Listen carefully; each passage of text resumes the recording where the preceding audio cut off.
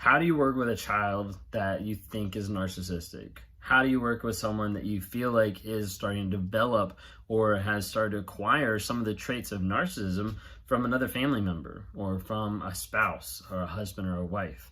How do you work with that? Well, see, you have to remember where that comes from. You have to remember where narcissism starts from. So typically you've got narcissism that starts from emotional, physical, or mental abuse or trauma. And as a result, narcissism is formed and grows and kind of prospers out of that to a place where it becomes very prevalent in their lives, where it ends up affecting a ton of things. Those are some of the typical ways. A couple other ways that narcissism can get affected and also formed is through the idea of having a parent who is overbearing, over-controlling, so controlling every aspect of their life, or you have the parent who just doesn't care. That isn't controlling, that is just super enabling. So they'll let the kid do anything. They don't have any boundaries. They don't have any consequences. Whenever something happens, they just continue on with life, covering up whatever mistake their kid made. Okay? So you have to look at it first of, what is my child going through? What has my child gone through? Have they been exposed to physical, emotional, and mental abuse? If so, then what do I need to do to be able to help combat that? So a lot of times that might be having someone that they can talk to, or a mentor, someplace where they also feel safe, like a counselor or a therapist, to be able to process certain things and be able to work to a place of healing. While that's happening or while that's going on, you as a parent still have to be an open place for them. You see, one of the things that they're struggling with is that idea of not understanding how to process their emotions, because narcissists don't have emotions that have fully formed or grown or been taught how to deal with those. So you as a parent creating a place that is a safe place. A safe place being a place that they can come and they can express their thoughts, their feelings, their emotions, their mistakes, like the things that they've messed up on, the stupid stuff that they've gotten into, and you don't judge. And you don't degrade them, because as an adult it can seem very easy, like, oh, you're stupid for doing that, or I remember when I did that, ha ha ha, and you don't actually get to a place where you can connect with your child, or where you connect with your young one, where they understand, like, hey, it's okay that you're feeling this way. It's okay that you screwed up royally. It's okay that you did this. We'll work through it. And having them understand that you can come alongside and work through their emotions, work through whatever crap that they're dealing with in their life, and get to a place where you can have a safe place for them is very, very, very important. That way you can help them process their emotions and be like, hey, these are the emotions you're feeling. Totally get that.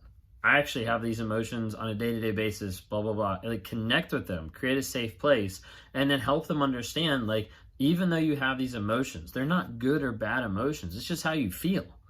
Understanding that feeling is okay, but then what do we do with that? If we're feeling upset, if we're feeling angry, that might be how we're feeling, but that doesn't give us the right to hit someone. It doesn't give us the right to throw something out a window and break the glass. So understanding and working with them to try to work through their emotions and work through a place where they understand how to process emotions and how to deal with them, how to still be in control of their emotions and not let their emotions control them. Now, the other two things that I mentioned was an over-controlling, overbearing parent, and also an enabling parent. Those are two other ways that can affect narcissism. And so you have your over-controlling or overbearing parents. Sometimes this could be a little bit like a helicopter mom, helicopter dad kind of a thing, where they're always watching them, or they're always over them. These are the people that sometimes won't let their kids make a mistake, but they're always, gotta be perfect. It's gotta be the right way. It's gotta be this way. They might dictate a lot of aspects about their lives, how they look, how they talk, how they dress, and they'll try to fit them into a box, into some type of conformity. A lot of times this gets overused a lot of times with Christianity or some forms of religion, where the parents have grown up a certain way and they want their child to be able to fit in that box. The problem is the child hasn't had all of the parents' life experiences to get to the place that box makes sense. So as a result, when they're growing and when they're learning, if they're not developing their emotions and being validated in how they're processing things, they get to a place where the parents are just like, you will fit in this box. And the kid either complies and then rebels, or the kid just says, no, I'm not going to do it at all. And that's an awful place too, because then you've got all these like warring factions when it's not really doing anybody good, because it's not helping the child grow and it's not helping them learn or understand. So you have like the over controlling, where they'll control every aspect. They'll overstep their parental bounds, like even into like college, even into marriage, where they'll still be like telling you what to do, like different things like that. And then you also have the enabling parents. And so the enabling parents are the ones that have brought up their children with no rules, no boundaries, and no consequences. This is partly just our culture as a whole moving in this direction, which is why you're seeing more and more narcissists, and why we will continue to see more and more narcissists until parenting gets changed, because these people have let their children dictate the household. They've, in reading different books, there's a book that I was reading about narcissism where it gave the illustration of the parents turning to the child and saying, which car do you want to get? And we're talking about like a 5-year-old, and then the 5-year-old says, no, we're getting this car. And the parents are like, okay, we'll get that car, because they want to avoid a tantrum, or they want to avoid the child being upset. And this type of thing is what produces a lot of narcissists, because they're enabling. So in some of my one-on-one calls, there's one person where the narcissist was on a cycle, and they'd leave like every 5 months and have about a month of period of time away. What they would do is they would call up their parents, and the parents would buy them a ticket, fly them back to their house, let them stay for a month, hang out with them. And we're talking like 40s, like we're not talking like a teen, we're talking like 40s, that they just fly their kid back home because he was distraught because the other person kicked them out because they're being abusive. There's different narcissists out there. They're in the enabling category, where, they're like 30 some years old and their mom still packs their suitcases for trips. Different things that's like babying them, different things that's enabling them, different things of a narcissist that, wrecks their parents' car because they're drunk driving and the parents cover it up.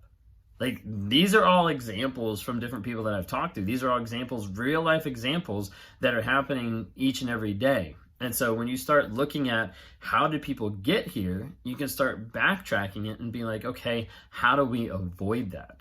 We create a safe place. We help our kids work through their emotions and get to a place where they're in charge of their emotions and their feelings, and not letting those dictate their responses or reactions. And also getting to a place where they understand and they have good boundaries. They have boundaries in their lives. They have responsibilities in their lives. Like, they have to put their suitcase together. They have to make their bed. They have to take out their trash. They have to get to a place where they understand, hey, if you cross this line that we've set, you're going to have consequences. You're going to have your game taken away. You're going to have to spend, the day without your phone, or whatever it might be. And this isn't stuff that's just to control or manipulate the kid into compliance. This is just clearly stating like, hey, this is what we expect. If you don't want to comply with that, that's fine, but this is the response.